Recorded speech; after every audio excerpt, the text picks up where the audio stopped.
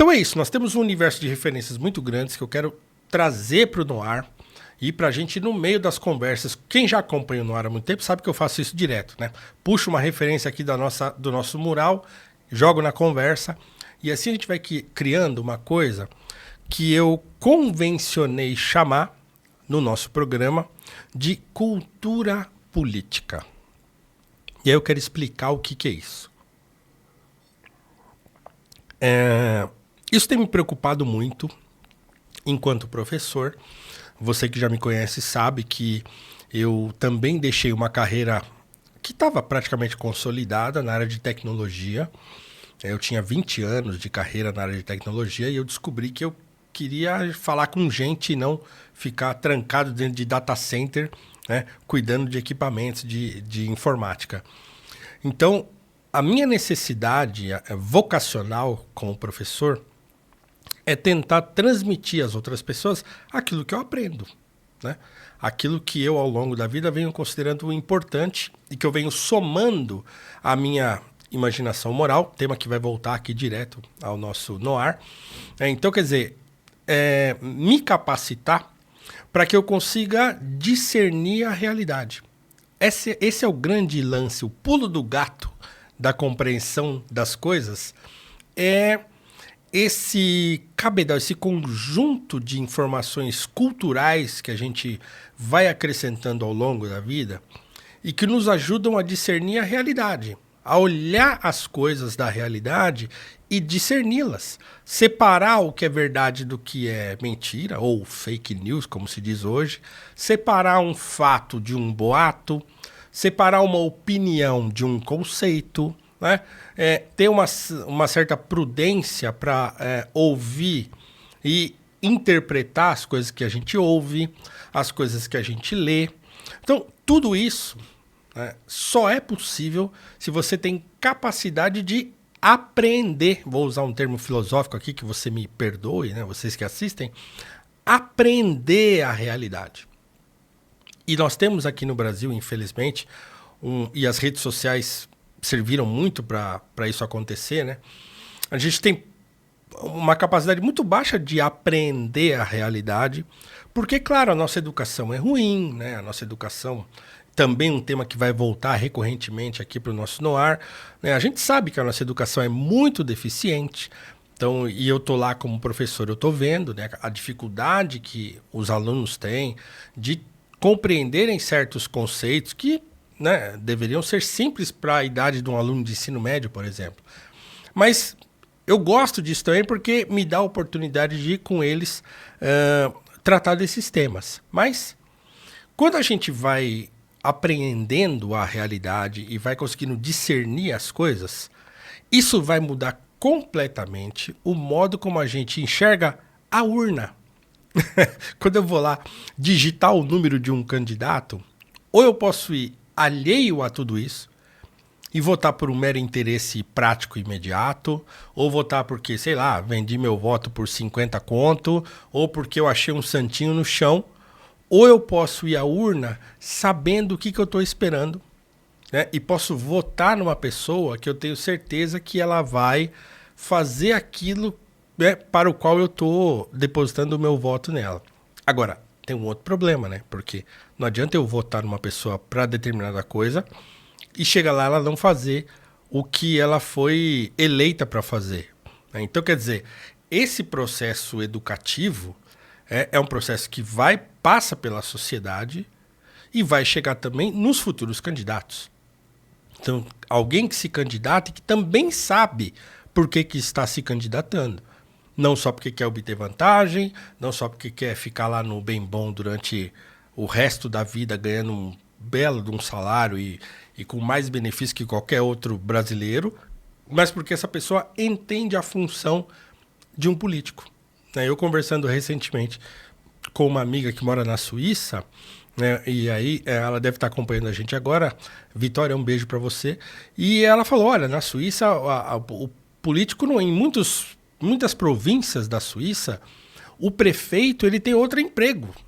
Então, quer dizer, o político nem é um emprego principal daquela pessoa.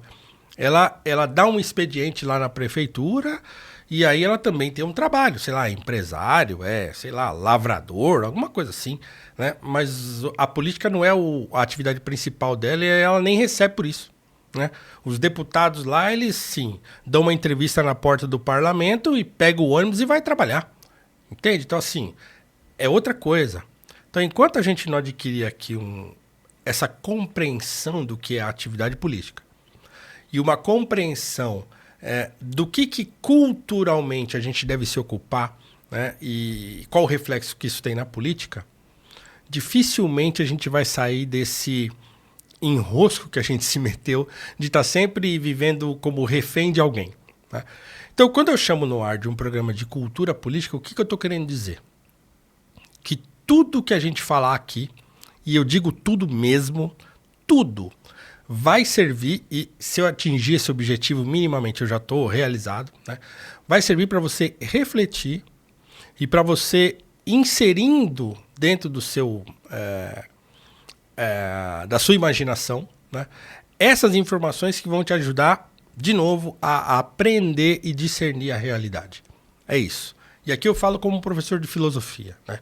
Como professor de filosofia que é fundamentalmente um platônico, no sentido de saber que quanto mais informação você tem a respeito de determinado fato ou conceito, melhor você consegue desenvolver as suas próprias ideias.